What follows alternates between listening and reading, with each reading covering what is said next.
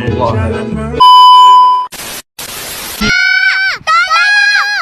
Sabar.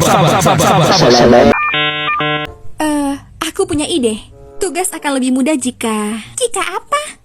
Tak dikerjakan. Tapi bohong. With nothing on under your trench coat. There's no end. What you looking for? Pada gambar 7 ini menunjukkan hasil PTIR, CNT atau AG atau CG sebesar 7059 yang ditumbuhkan pada daya 20 dan terdapat bilangan gelombang pada kisaran sebesar 1000 sampai dengan 1300 cm-1 yang merupakan puncak vibrasi ulur C-C, di mana vibrasi ini akan mengakibatkan perubahan panjang suatu ikatan dan bilangan gelombang pada kisaran sebesar 700 sampai 1000 cm-1. Hal ini merupakan puncak vibrasi tarik C-C yang mengakibatkan perubahan sudut ikatan antara dua ikatan. Dan pada daya RF ini tidak terlihat adanya puncak gugus fungsi C rangkap 2 C dimungkinkan karena pemberian daya RF yang terlalu tinggi yang menyebabkan gas lebih energetik sehingga menimbulkan terbentuknya radikal-radikal ionisasi dalam plasma. Radikal-radikal ionik tersebut dalam batas tertentu akan berfungsi sebagai pengesta kimiawi yang dapat mengikis permukaan lapisan yang terbentuk. Adapun pada gambar nomor 5 ini mencontohkan hasil dari morfologi permukaan partikel menggunakan SEM atau bisa disebut juga dengan scanning electron microscopy. Metode SEM ini digunakan untuk meneliti bentuk maupun struktur mikro permukaan dari suatu objek yang tidak bisa dilihat oleh mata atau mikroskop optik dengan menggunakan mikroskop elektron. SEM juga digunakan untuk mengamati batas butir, distribusi, batas fase, bukti adanya deformasi mekanik, dan komposisi kimia yang memiliki perbesaran sekitar 200 kali untuk mengamati ketebalan dari 200 A sampai 0,2 UM. Pada gambar 5 ini memperlihatkan hasil karakterisasi praktikal menggunakan SEM yang memperlihatkan bentuk morfologi permukaan lapisan tipis pada TiO2.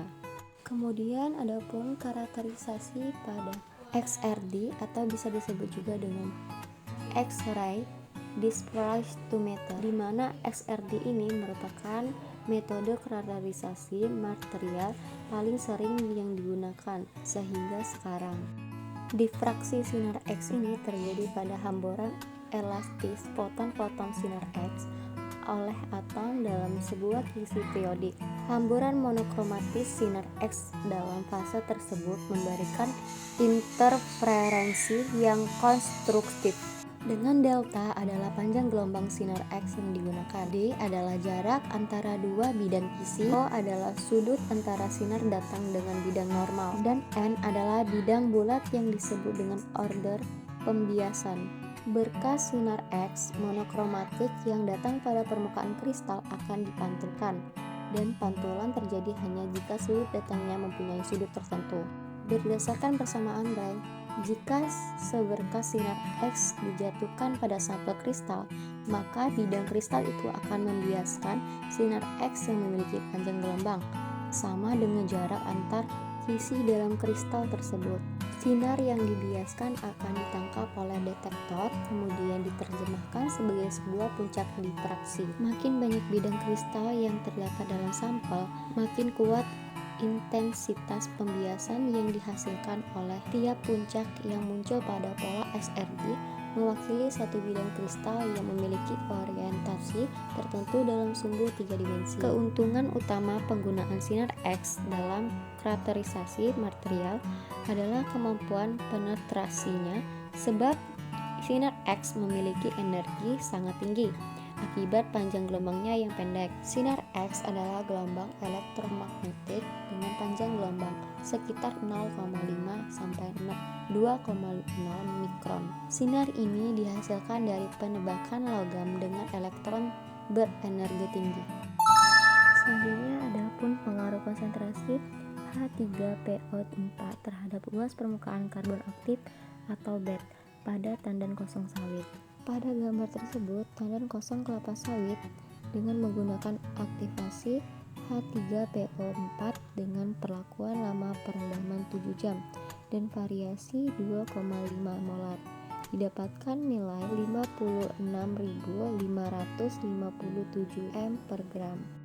Hal ini menunjukkan bahwa angka bed mengalami peningkatan oleh adanya pengaruh aktivasi dan pengaruh proses lama perendaman, karena pemberian konsentrasi asam fosfat besar 2,5 molar pada variasi lama perendaman mampu meningkatkan angka bed, yaitu mengembangkan struktur pori baru maupun melalui terbukanya materi penyumbat pada pori tersebut. Walaupun angka bed yang didapatkan tidak secara nyata, hal ini dikarenakan pemberian konsentrasi 2,5 molar yang secara langsung belum memberikan efek begitu besar pada peningkatan dari nilai bed. Kemudian pada perendaman 7 jam dengan variasi 2,75 molar didapatkan nilai 60.731 m per gram, di mana terdapat perubahan peningkatan nilai angka bed secara signifikasi dari nilai angka bed terendah, yaitu pada perendaman 7 jam dengan variasi 2,5